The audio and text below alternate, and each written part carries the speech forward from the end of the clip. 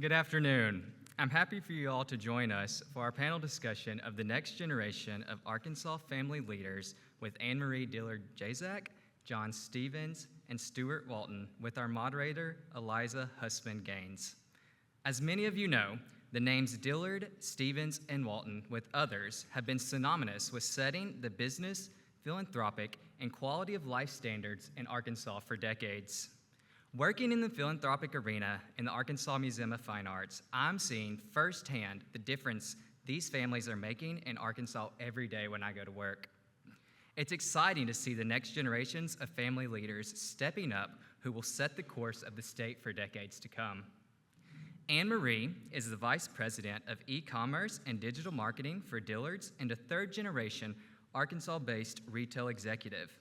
She has over 2 decades of retail experience with a breadth of expertise ranging from visual merchandising, buying, trend direction, marketing, and e-commerce. John is a Senior Vice President of member of the Mergers and Acquisitions Group for Stephens Inc. He previously was an Associate Director of Stephens Europe. Prior to serving in Europe, he was part of the Stephens Inc. consumer-based team in New York, where he provided corporate finance and advisory services to clients in the food and agribusiness, consumer products, and retail and apparel sectors. Steuart is the co-founder of Runway Group, a holding company that invests in real estate, hospitality, and other businesses in Northwest Arkansas. He is the founder and chairman of Game Composites, LLC, a company that designs and builds small composite aircraft. And moderating our discussion today is Eliza Hussman Gaines. Eliza is the 4th generation of her family in the newspaper industry.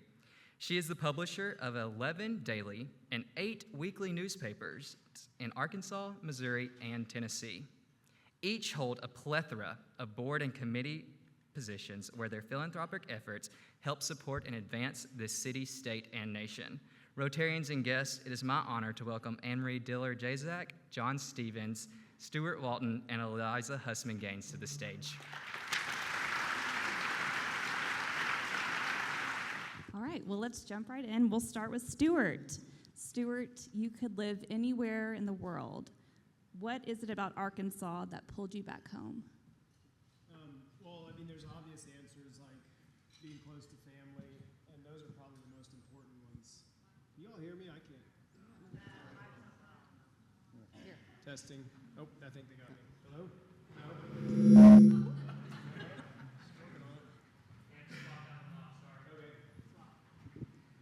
No? Well, there we go.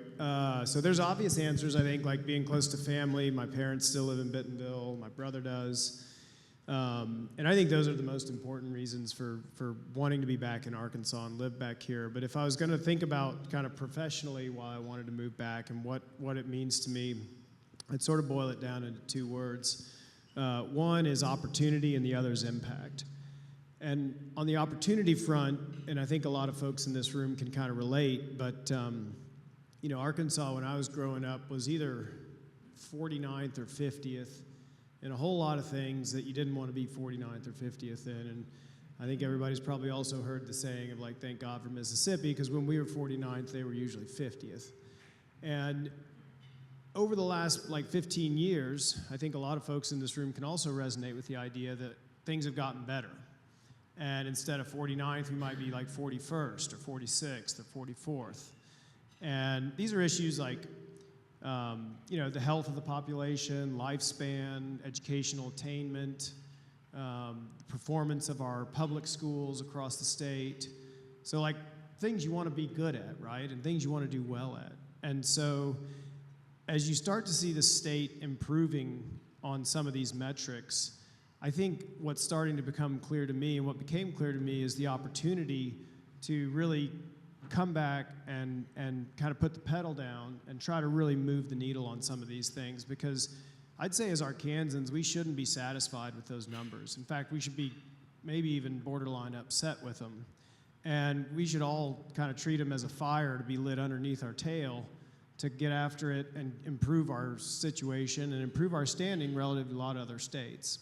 And it's not like competition in terms of we're going to beat them, but it's like trying to become the best version of yourself. And I have a hard time thinking or accepting that the best version of Arkansas on a lot of these really important metrics is 41 or 46 or 48 out of 50 when we want to be top 10 or top 20. And so that's kind of the opportunity that I see for the state, is to sort of shake off this sort of situation and really set some goals around where we need to go and then figure out how to get there. And so at Runway Group, we're trying to do that. And the sort of second word, impact, which is the how to get there piece, that kind of started with work with my brother, and it was a trail that was blazed long before us by my aunt, my parents, my grandparents, and they really showed the importance of giving back to your community. And if you look across the country, the communities that outperform and the communities that are on the move and that are creating really vibrant places are inevitably communities where people are reinvesting their resources within that community. And it's that one single distinction, I'd argue, that sets communities apart that are thriving versus the communities that are not thriving or stagnating or even in some cases going backwards. And so as we kind of saw this example set by my parents and those that came before them and saw the impact and the power of investing in your community, those are the two things that really brought me back. John, and then Annemarie. Beyond the obvious of where your respective companies are located, what drew you back to Arkansas? Testing.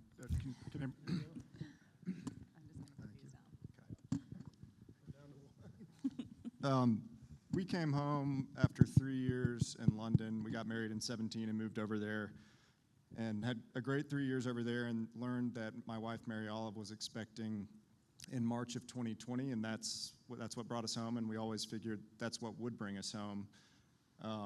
We loved our experiences in London and New York prior to that, but we also knew that when we started the next chapter, we wanted to be somewhere that we were comfortable with, familiar with, had a lot of support, and that's what we did, and we're really happy about it. It wasn't professionally motivated, but I will say being back here, being a couple floors below my dad or a couple floors above my brother has been a lot of fun and very rewarding, and I feel kind of more productive than I did over in London, but that's kind of besides the point. Well, I grew up here, love Little Rock, and I lived in California for 13 years. I went to USC and stayed after graduation, and I met my husband there. And I loved it while I was young, and we got older, and 6 months before we moved back to Arkansas, if you asked me if I was going to move back to Arkansas, I would have said no.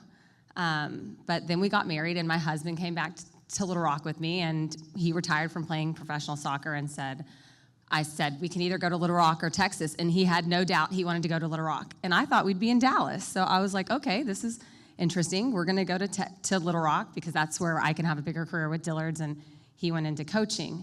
And I'm so glad that he made us do that he made that decision for our family, because I love Little Rock. And he saw in Little Rock, as somebody who's lived in 5 different countries and speaks 5 different languages and was moving from LA, he saw the value in Little Rock that I have come to realize what a tremendous blessing it is to live here. I really became disenchanted with Los Angeles at the end. It was a big, anonymous city where there wasn't a community. We didn't even know our neighbors, and we lived in an apartment building, so that's kind of crazy to not even know your neighbors in an apartment building. Wanting to kind of come back to a place that has more values, is a more value-oriented place, that there's community, there's support for one another. Those are the things that in the end brought us back, and I couldn't be happier that he made that decision, which I think speaks a lot to what this state offers, that somebody who's lived so many different places chose to come here over Dallas. There seems to be an active effort, like this panel today, to build relationships between these 3rd and 4th generation family leaders. Why are those relationships important, and how can you collectively push for good? Steuart, let's start with you. Well, I hadn't actually met Annemarie and John until I did move back. It was maybe just a couple of years ago. But it's been wonderful to get more connected and develop friendships with folks down here in Little Rock and even across the state. And I'm sure they'll serve us well in each of our own personal endeavors. But I don't know if I'd be coming down for the Museum of Fine Arts opening in April if it wasn't for these two and the connections that we've been able to build over the last couple of years. And so I think that whether it's them coming up to Northwest Arkansas on occasion or us coming down here and enjoying all the state has to offer, it really helps round out your perspective and kind of click up a level from your sort of region or local community into the state community and see all the things that we have in common, all the things we need to work on together. And I just really enjoy coming down, and it's been great to meet these guys. Anything to add? I think it's interesting because you talked about our parents' generation. And I was at the Arkansas Business Hall of Fame induction on Friday night. And something that I heard them say repeatedly was about all these connections in this community in Arkansas and how none of these companies made it on their own. And there was Stephens was referenced as helping another company to grow, and we all know Stephens has had an impact on Walmart, and Sam Walton wrote the foreword in a biography written about my grandfather, and it just really illustrated to me when you brought up the generations, like there's 100 years of this community that's helped all of these other companies to get to where they are, and I think that's something that's really special about Arkansas, and it kind of parlayed out of why we moved back was for this community, but it extends beyond that personal, reach, and it really goes into the businesses and why they're successful and how we've had these multiple 100-year-old companies that sell billions of dollars a year. It's pretty incredible. And to see how those relationships have transcended generations, I thought that was really special and something that I don't think every state has.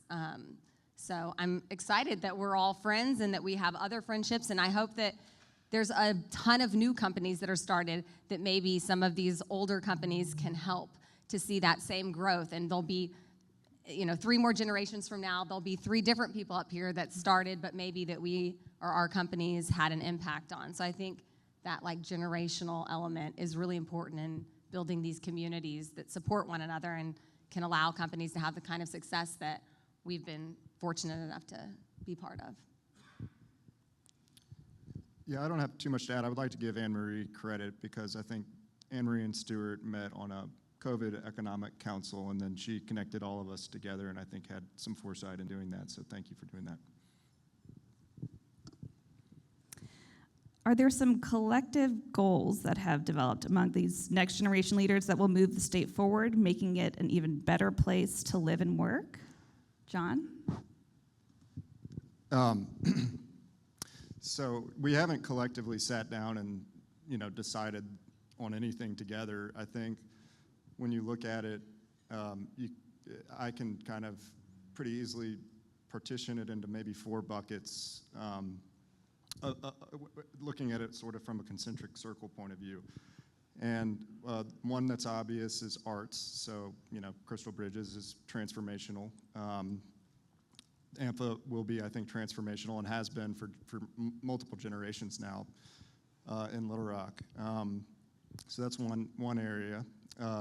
The other would be, or another would be tourism and kind of, capitalizing on the natural beauty of the state, all of the outdoor activities you can participate in. All credit to Steuart and Tom on the biking and that, but there's other things, hunting, hiking, camping, rafting, all that stuff I think is an initiative that we all care about, that the new administration cares about, and I'm excited about that. Healthcare, healthcare in Central Arkansas is and always has been a really big deal, and we got to make sure that we continue to support those institutions and allow them to grow and prosper and flourish. And healthcare in Northwest Arkansas with the population growth up there is a big deal and will become a bigger deal. And those things don't need to be competitive. They need, I think you could do that in a way where the rising tide lifts all boats, and that will be a big theme, I would imagine, for our state and for philanthropic endeavors within the state for forever, for good reason. And then education, I saved that for last, just because there is a good anecdote in my life right now. that kind of shows how all these relationships can come together. But I went to University of Pennsylvania. A fraternity brother of mine who's from Washington, D.C. is named Michael McGregor. After school, he became a charter school teacher, became a leader within his charter school, and became an administrator, then became the CFO of a charter school network. And then we ended up overlapping again at Columbia Business School. And so we stayed great friends kind of for the last 15 or 20 years. He was tapped by Jim and Alice's Equitable Facilities Fund to help them run that, which is a really hugely generous fund that enables charter schools to access cheaper funds for facilities so that they can then, focus more of their dollars on the students and the education. And so because of, I think, a burgeoning or new relationship with the Waltons, I got to meet both of his parents when I was up there not too long ago, which was great. Have a friend who I went to school with, who I trust and know, who is passionate about what he has done and is doing. And so I've, and then locally, there's, families like the Hussmans, the Dillards, the Rockefellers, many more have been passionate about charter schools for decades. And so my wife and I are going to give a little bit to that effort, and we're helping to lead an effort to hopefully raise some money, and I think the state will be supportive to get an Arkansas-focused fund just for the charter school build-out in this state alone. So that's an exciting effort that I think is a good example of. That is a beautiful answer. Well, no, thanks. Yeah, so that's. You did the thinking on that. Yeah. Annemarie, anything to add? I think you Can't really top thought that. that one through. But I would credit Tom and Steuart for a lot of what they did when they came back with the Heartland Summit. I'm not sure how many of you are familiar with that, and if you're not, you should look it up because it's really incredible. And it's not just focused on Arkansas, but we are definitely in the core of the Heartland. And I think y'all have really started a lot of those conversations in this part of the country and gotten a lot of us thinking. I know my cousin Bill and I have been involved a little bit there, and we just appreciate the momentum that you guys have started, and I hope that everyone can jump on board and carry it to a much higher height than you've already gotten it there. But I think that in terms of like collaborating together, you and your brother deserve a lot of credit for initiating that momentum. I don't know that we deserve a ton of credit, but what I would say is I think that what you see here is an opportunity for Arkansas across the state to really lead the conversation about economic development, educational improvement and attainment, bringing arts into the heartland and bringing arts into your community and the important role that plays. And, I think that if you sort of think about the country and the economic growth and where that's been over the last 20, 30 years, mostly focused on the coast with a couple of kind of outliers. Texas is sort of coastal, it depends on who you ask. But Arkansas really has a chance to lead the heartland and show a way forward to prosper in the 21st century that other states around us, either adjacent or further afield, can follow. And to the extent that we can grab that mantle and run with it and not only talk about what's going to work, but show what works, I think we have just tremendous opportunity to be a leader in that respect. Steuart, you helped chair the pandemic task force. How have you benefited from connecting with other leaders across the state and gained an appreciation for economic and quality of life development throughout the entire state? I'll be quick here. To me, the best outcome of that was actually meeting all the various people that I got to get to know, whether it was in the governor's office, folks like Annemarie, who then introduced me to John, Mayor Scott here, just a tremendous number of people, Stacey Hurst. And those relationships not only were fun and fulfilling, but they were also important and have grown and blossomed into other opportunities and interests and alignment.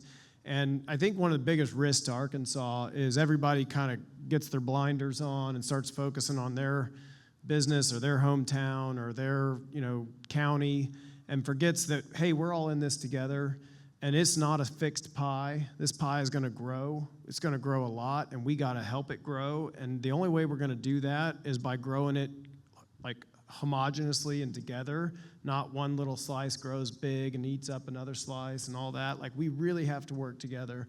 And being able to connect with people from around the state was, to me, the best outcome that I could have possibly hoped for participating in that. And it really helped us elevate our view to a statewide view and the importance of that.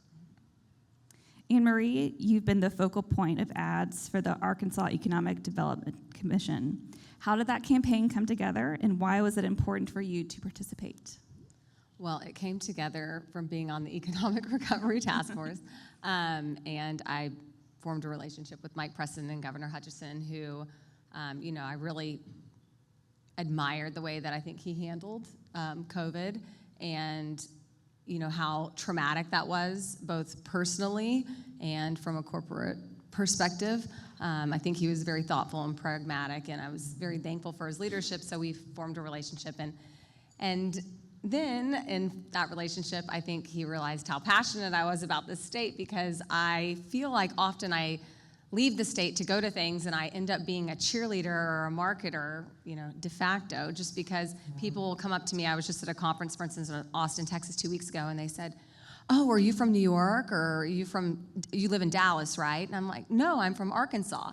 And people would say, "Oh, Arkansas, what's that like?" And then I go into like a 10, 15-minute, platform of why this is the greatest state and how they're missing out by not coming and seeing this amazing state and how beautiful it is and how many amazing people there are. And they always say, "Are there other people like you there?" And I said, there are so many people like me here that I can't meet them all. I desperately want to spend time with them, but there's not enough hours in the day. If I met one every day, there's only 365 days in the year. I couldn't meet them all. There's so many amazing people here, and that's something that I just really want to spread the word about, because it's very sad to me, when I lived in California, for Arkansas to be called a flyover state, which meant no one went here, no one stopped. The plane flew from LA to New York and Florida, and it didn't go to the flyover states. And that's what we're called, is the flyover states. And I just think that it's so tragic for them to live a lifetime in the United States of America and not see this great state and the great things that we have to offer. So I end up being an unofficial marketer, and I think that they liked that take, so they asked me to be part of that campaign. But I genuinely feel that way. It's an incredible state with incredible people. It's beautiful. We have the most amazing businesses that have been born here and have built our communities for generations now. It's a pretty special place that I think the whole country should give more credit than we get. We need 100 more, 1,000 more, just like you. Everyone needs to market the state. Stuart, you and Tom have continued to make important investments in outdoor recreation throughout Arkansas, including in Little Rock through your trail investments at Pinnacle Mountain and River Mountain. The first gentleman, Brian Sanders, recently appointed him he was appointed to chair the National State Advisory Council, a new council to promote outdoor recreation and tourism. Why is it important to have a statewide lens when it comes to these economic development and tourism efforts? Well, I think it's a massive opportunity for the state. And let me just give you a couple pieces of context.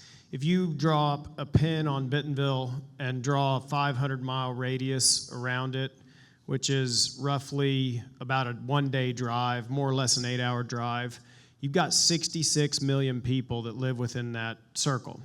If you take that same approach and drop that pin on Breckenridge, Colorado, draw that circle, you've got 16 million people. And you think of the number of people that would be interested in coming to Bentonville, or not even just Bentonville. You could do the same exercise with Little Rock, and it wouldn't yield a big delta, I don't think. But you think about the population that could drive to our state within a day, and you think about what's going to attract them here. And then you combine that with the idea that the Ozarks and the Ouachitas are the most isolated mountain ranges in the United States. If you go northeast, south, or west from any of those mountain ranges, you've got a lot of flat land before you hit another hill. And so you've got an outdoor recreational opportunity of a lifetime, I think, right here in the state that can be leveraged to drive our economy. And there's 66 million people that are within a day's drive that would love to come here and recreate. Why don't they do that yet? I think it comes down to one word: access.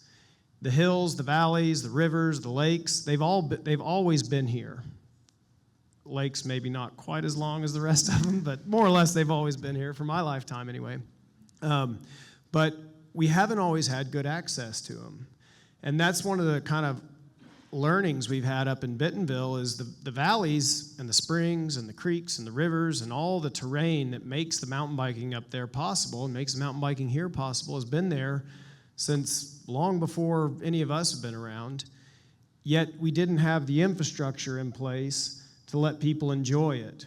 And as we started building these trails, creating this access, it brings the woods alive. It makes them accessible. It makes them approachable. And the closer you can do that to where people live, the more powerful and more valuable those access points and that infrastructure becomes. And you can take that same approach and apply it to rivers, lakes, rock climbing areas, forests, hiking, biking, horseback riding, on and on and on down the list. And so, to me, given that kind of circumstance, we're just scratching the surface on where we could be with this outdoor recreation economy, and I couldn't be more appreciative of the governor and the first gentleman's work in this. I think they're really going to lead us to a great place. John, the Stephens family has been at the center of promoting the public-private partnership for the Arkansas Museum of Fine Arts. Why has that project been so important to your family, and what can its redevelopment mean for downtown Little Rock and the state? Well, I'd start probably by saying, in this case, we're well aware that we're building kind of on the shoulders of giants, if you will. We're building on a foundation that's kind of been being built for, I don't know how many years, 70 or 80 at this point. Rockefeller's being a big part of it, the city been a big part of the support as well, and it hasn't been my personal focus. It's been my parents, and my wife is now on the AMFA board.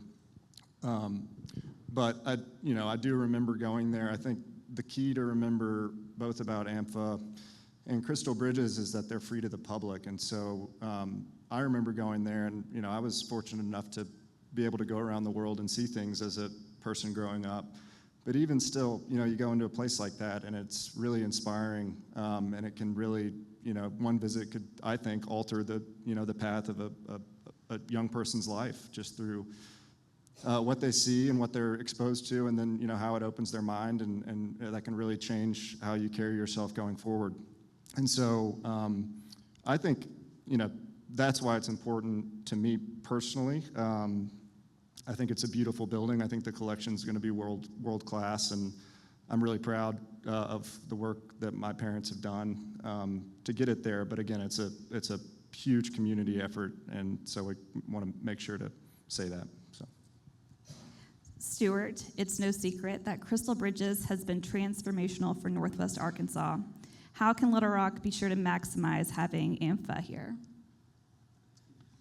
Oh, I don't know if I have a good response to that one. It was when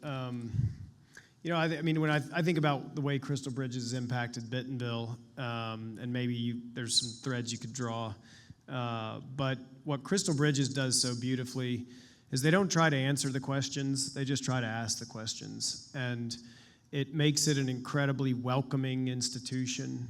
They don't have an agenda. They don't have a point of view that they're trying to push on people or trying to, it's not about arguing and being right. It's about simply presenting what is and asking good questions and fostering the debate.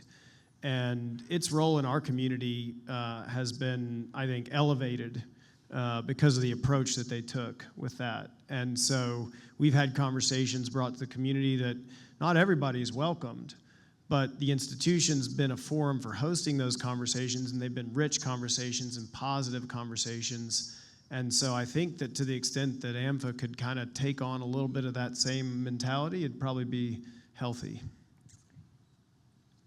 John, you and your wife, Mary Olive, are investing in George's, the Heights Italian restaurant. It's gained quite a bit of buzz lately. Can you update us on its progress and when we might see an opening?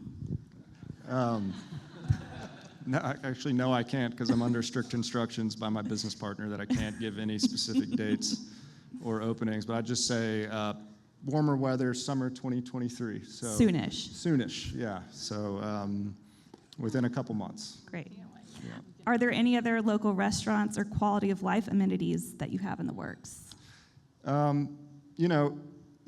There's another lot just down the street in the Heights on Fillmore and Kavanaugh, and I don't know who bought that, but maybe I do, but I don't know what we're going to do with it. But we did have a great time in the UK. I loved pub culture. I didn't love pub food, and I'll just leave it at that, but something maybe along those lines one day on that property. And then I would also point out that we actually have some things going on up in Northwest Arkansas as well. So, we're not going to let that exciting market go untapped either. So, yeah.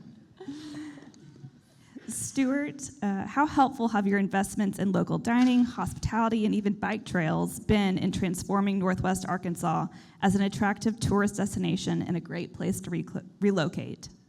Oh, I think they're critical. I mean, we started Rope Swing Group, which is the hospitality company, because we couldn't get people to come do a restaurant in the buildings that we owned, and it's sort of taken on this life of its own. And I'd say, I'll be a little hard on us here, but I'd say if you sort of graded hospitality companies 1 to 10, 10 being 11 Madison Park or Danny Meyer, and 1 being somewhere you've never heard of, we're like a 4 or 5. And our goal is to keep raising the bar, right? And the hospitality business, as I'm sure a lot of you in the room know, it's hard. It is stinking tough to run as a business and to run well and at a high level and to really kind of build a thriving enterprise. And we're getting better, but the fact that we're there and trying has been the most important thing in the first place. And people do come to Bentonville and they are surprised by the culinary offerings that we have. And we keep adding to that. And the beautiful thing about it actually has been that I think we've inspired other people to come and do the same thing. And, I would argue that nobody can do it all. Doesn't matter who you are, where you're from, or what city you're in.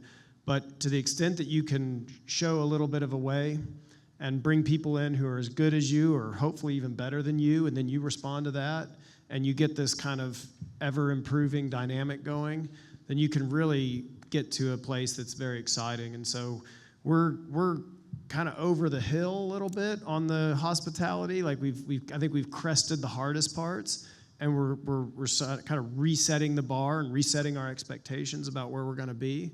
But there's certain things that every community needs to be an attractive place to visit and an attractive place to live, and a good place to eat out, is right up there, the kind of the most important things that you need. Any lesson learned from your experiences that you would share with others who see opportunities in that space? Any tips? Chefs are difficult people to work with. but artists in their own right. Annemarie, it feels like the state is at a turning point. Arkansas has the youngest governor in the country, and prominent state businesses are turning to younger leadership. How can we be sure the state benefits from this youth movement? Well, I think you're right. We do see a lot of changing of the guard. We do have a young new governor who herself, as if her father was governor before. But I think that something that we've always done really well, and something else I heard a lot during that Arkansas Business Hall of Fame, was these 100-year-old companies. There's value in that experience and in that pragmatism that got these companies to where they are. So I think really the key for us is we have to partner with the generation before us to take with us their pragmatism, their thoughtfulness, their ingenuity, their work ethic, their determination, and then layer on top of that our new ideas and our enthusiasm.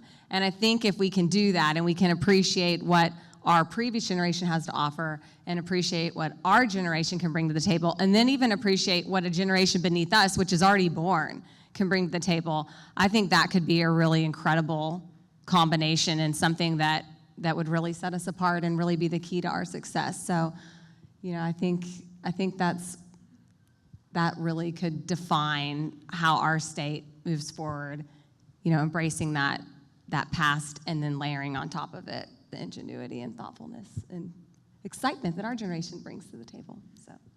So it looks like we will have time for some audience questions, so please start getting those ready if you have them. Before that, is there anything that you all would like to add? Well, I want to thank you, Eliza, because thank you for bringing us all together in Denver. Thank you. I know it wasn't easy to get everyone's schedules aligned because it's a busy group up here.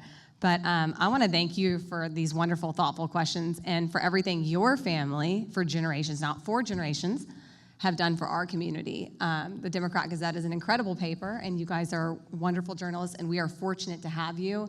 We're fortunate to have your publications and the information that you are able to provide all of us with on a daily basis. Not every state has that.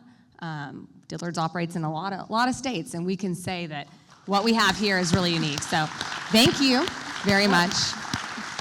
Thank you for saying that, and thank all 3 of you for being great supporters of our newspaper and local media. It's very much appreciated. And thank you, Denver and Chris Bond, who also helped with the questions very much.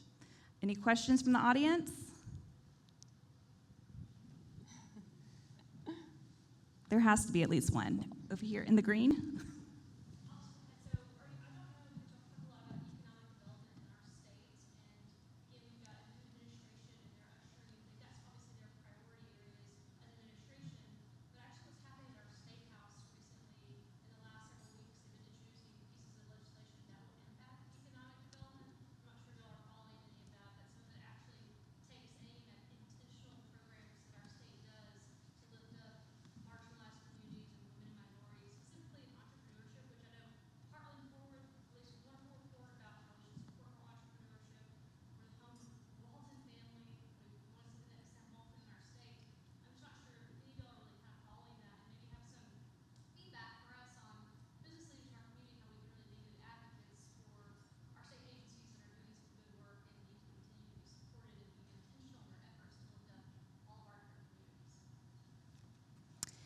How can business leaders be advocates for state agencies? Well, I will say I followed legislation as much as Democrat Gazette covers it, but I am not an expert in what's going on in the legislative process. I'm a retailer. If you want to ask me about retail, I'll tell you all about the next fashion trends coming up this spring, so I don't want to speak too much. I have a slight, tangential response maybe that might show a little bit of my political colors, which I'm not trying to do. But I think there's probably a healthy debate to be had about where economic investment and the drivers of economic growth come from, and are they better off coming through a government body, or should they be more philanthropically focused, or should they be simply the private sector? And so that to me seems like a pretty good debate to have. But I also think that one point of view that we tend to have in Runway Group is that politics can put up a lot of barriers and a lot of roadblocks and create a lot of problems. Now it can do a lot of good, and there's no substitute for good governance either. So I'm not sort of saying blow up the government, but I think what is interesting and encouraging that I'm hearing out of the Capitol is a lot of focus on trying to reduce some of those barriers that get sometimes inadvertently created for businesses to do more, and for individuals to do more, and for philanthropies to do more. And so I think that's kind of a good orientation, like net. But where the dollars should come from, or how they should be channeled back into the economy, and what's going to create the most growth, I think is a pretty good question to debate. And so hopefully they're having good debates up there on those topics. Another question? So you're all from multi-generational families and this next generation. Do you have a said or unsaid mantra that's gone through your family that's driven y'all for these years that you kind of grew up with and has brought you to where you are today? So The question is there a multi-generational mantra that has gone through your generations to kind of push you forward? It's a good question. I'm not trying to talk too much. I feel like I am. There's sort of two that jump into my mind. One is what my grandmother had above her desk, which is, it's not what you gather in life, but what you scatter that tells the kind of life you live. And that is just kind of anchoring in our family's work together. And I think that embodies this idea of giving back to your community. And the other one would be access. And whether you're talking about Walmart or Crystal Bridges or the bike trails or any number of other things that we're trying to do, access and providing access to good quality goods at a great price, to world-class art for free, to our nature and natural assets that we have as a state to recreate in. That word really drives a lot of our work across a number of different for-profit, philanthropic kinds of ideas. We don't have anything that's officially written down, but my grandfather had a lot of incredible quotes. And I think the three things I would take away, and just aggregating quickly in my head, his quotes were, determination, and that's always been something that's been really put in a lot of the messages that our parents and our grandparents' generation have given us. Work ethic, so a strong work ethic. I think our family is committed to working very hard and continuing that work of our past generations. And integrity. My grandfather spoke a lot about integrity and how good business mandates having high integrity. So I think those are kind of the three themes that have been passed down for us. Yeah, ours are kind of the same, really. In the finance business, balance sheets matter. So we have a very simple rule, which is, don't over leverage and don't take bets that could bring down the business. I.e., you can always wake up the next morning and the business will be there and you'll have another chance to do it. But what goes in conjunction with that is integrity. So always go to sleep with your integrity intact. And it's a very reputational-driven business, so that's important. But also, it's how we want to kind of do business. And I'm proud of the fact that I think our fortune kind of comes from investments in companies and that are largely uncontroversial. And so I'm kind of rambling at this point, but keep your integrity and mind the balance sheet is kind of, that's it. I think we have time for one more question.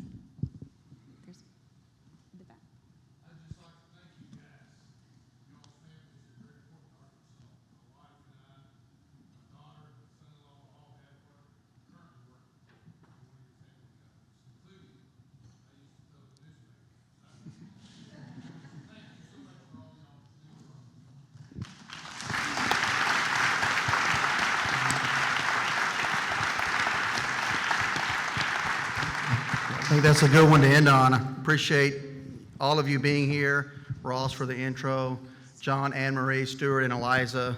Very grateful for all of you agreeing to do this and actually finding the time to make it work. That's incredible. You guys do have busy lives, and we're grateful that you have chosen to invest in Arkansas and in Little Rock, and we appreciate all of you for making an effort to be here. This year we have speakers' gifts that we're giving to each of our speakers. It's a token of, these are books by Little Rock Connected authors, and we're going to give them a collection of these books to our area Little Rock School District resource centers and libraries, and they will all have everybody that spoke to Rotary Club this year, and your names will be among them, so we are grateful for you being a part of it. Please stick around. Let's do a photo, so don't jump off just yet, okay? And then next week, we'll have the launch of Every Child Arkansas. Jerome's going to be here. It's going to be amazing. Please don't miss it. We do this every week, so you guests that are here, come back and join us. We love having you. And with that, we are adjourned.